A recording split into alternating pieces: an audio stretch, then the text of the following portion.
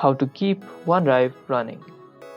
Is OneDrive not starting automatically or shutting down randomly? Here's how to ensure it keeps running in the background on your Windows. Let's get into the video. First of all, head to your taskbar and right-click on it. Click on Task Manager. When the Task Manager opens, go to the Startup tab. Scroll down and search for Microsoft OneDrive. Right-click on it, and if it's disabled, click Enabled. This will make sure OneDrive will start automatically when you sign into Windows. OneDrive will always start when you boot your PC. It also makes sure that you haven't disabled it in the background. And that's all it takes to keep OneDrive running smoothly and syncing your files without interruption.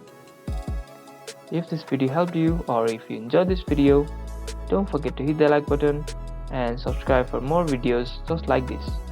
Thank you guys for watching and see you guys in the next video.